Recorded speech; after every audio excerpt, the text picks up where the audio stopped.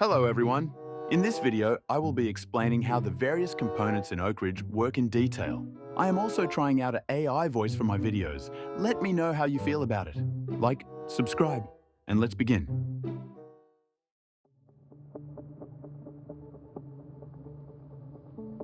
In short, RBMKs, also known as a high-power channel type reactor, uses a system of graphite moderated control rods and a circulation system that converts water to steam while in the core. This allows the reactor to be refueled while it is running.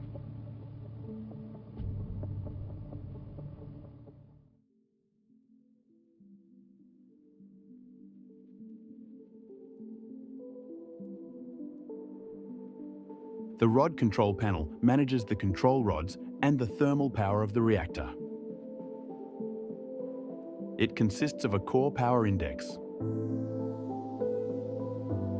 an auto rod controller, 2 circ drains, a Z 5 and 3 modes, controls for inserting and withdrawing rods, a rod selection panel, a rod display panel, shutdown control rods, auto scram offline core cooling, isolation valves, and a rod temperature display. Let's talk about what each part means. First off, we have reactor thermal power. It is an indicator to the amount of energy given off by the nuclear reactor. For example, 1 megawatt thermal power means 1 megawatt of energy is being released, not power. Next, we have reactor power. It is the same as thermal power, but in percentage, where 100% is 4,800 megawatts. Reactor period displays the amount of time it takes for the reactor thermal power to rise by a factor of E. For example, in 1 second, if the power raises from 100 megawatts to 271 megawatts, then the period is 1 second. Neutron flux directly measures the reactor's thermal power in neutron counts. It is useful for determining a reactor's power during startup. Iodine and xenon are byproducts of the nuclear reaction. Iodine decays into xenon, which decreases reactor thermal power. High xenon causes the reactor to become harder to power up. However, it will decay away over time.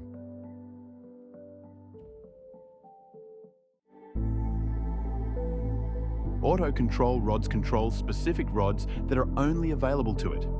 You input the desired power and auto will attempt to reach it. Circ drains drain water from the circulation loop, causing an increase in reactor temperature. A Z5 rapidly sends control rods into the reactor.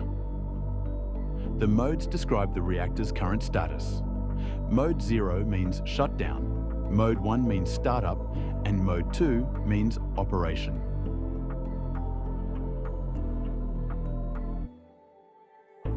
The rod selection panel shows the current selected rods. You can select them by clicking on the rod group. However, you won't be able to withdraw them if you are either in Mode 0 or the shutdown control rods aren't withdrawn. The rod display panel shows 3 different rod groups: shutdown control rods, auto control rods, and normal control rods. The number displayed above each rod group shows the percentage of insertion, 100% being fully inserted and 0% being fully withdrawn. Shutdown control rods are designed to fully halt the fission chain reaction. This switch toggles whether they are inserted or withdrawn. Toggling auto scram disables the automatic scram procedure. Heat exchanger valves are part of the offline core cooling system. They remove residual heat from the reactor. Isolation valves separate steam separators pressure, or in Oakridge, reactor water pressure, from steamline pressure.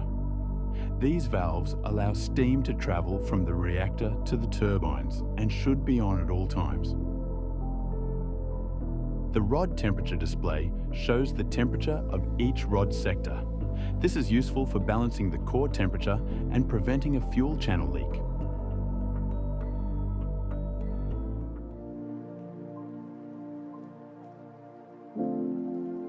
The circulation system in Oakridge consists of pumps, channels, and water. Circulation pumps drive water through the channels located in the reactor, where they convert to steam and travel upwards towards the steam separators. The steam then travels towards the turbines, which then condense back into water and is brought back to the steam separators. This then repeats over and over again, effectively cooling the reactor while also creating steam in the process.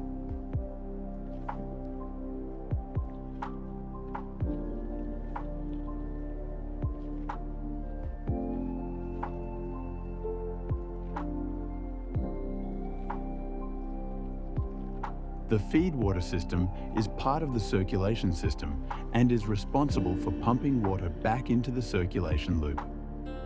Water from the deaerators travel towards the feed limiter valves, then through an available feed water pump, then through the isolation valves, which then goes back into the steam separators. The feed limiter controls how much of the current feed water flow gets to the reactor and can be controlled automatically or manually.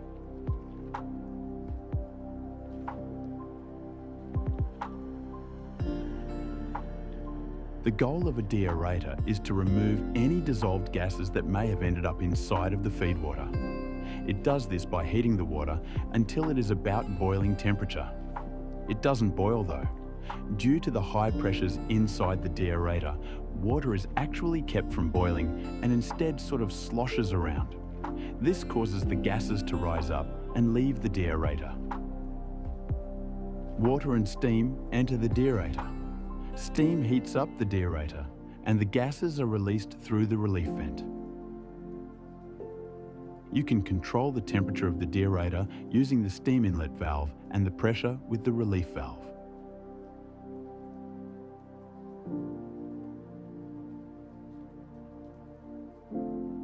The turbines are the power generators of the nuclear power plant.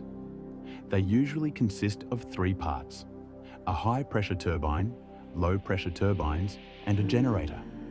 Inside the turbines are blades, which rotate the shaft, which generates power through a process that I will not go into in this video.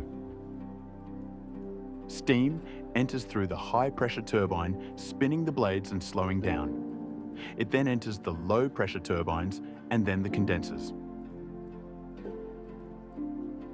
The steam inlet and bypass control how much steam goes to the turbines. In Oakridge, the turbine syncs to the grid at around 1800. This means that in order to connect to the grid, we have to try to not overload the grid or overload the turbine.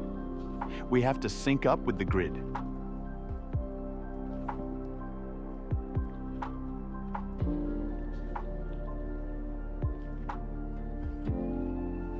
The condenser is a specialized heat exchanger that is designed to convert steam from the turbines into water. It does this through a secondary loop. Water from the cooling towers is pumped by coolant pumps into the condenser, where it takes the heat from the steam. It then travels back towards the cooling towers to lower heat. The hot well is located at the bottom of the condenser.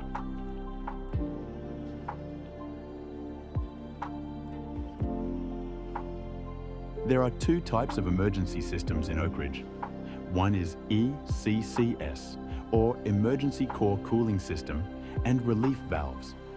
ECCS works by rapidly injecting water into the circulation loop. It is pressurized with nitrogen to prevent backflow. ECCS also works independently from site power, meaning it can work if a loss of off-site power occurs. RPV relief valves reduce pressure in the steam separators, while steam line relief valves reduce pressure in the steam lines. The relieved steam flows to the suppression pool. It acts like a backup condenser.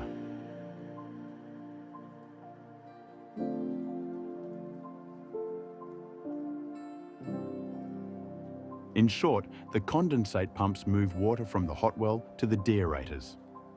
The water passes through limiter valves that limit how much water goes into the deaerators.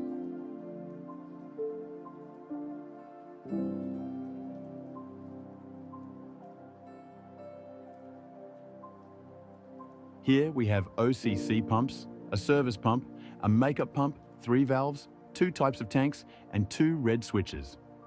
Service pump refills the basins of the cooling tower. Makeup pump pumps water from the tanks through one of the designated valves and refills it. OCC or offline core. Cooling pumps move water through the core while it is shut down and is part of the offline core cooling system. The emergency pure CN are tanks. Enabling their switches forces water in the pure CN tanks into the regular tanks.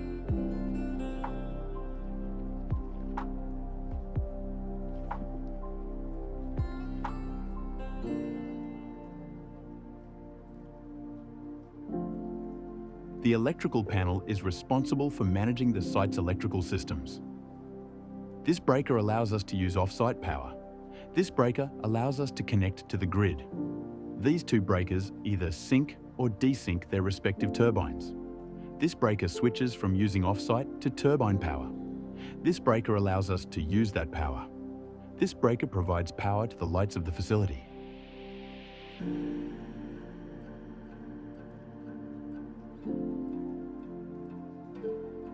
Thanks for watching this video. Please support me by subscribing to my channel. This video also took me like a week to do. Since I unfortunately ran out of credits for the AI voice, I can't do it for future videos. Have a nice day.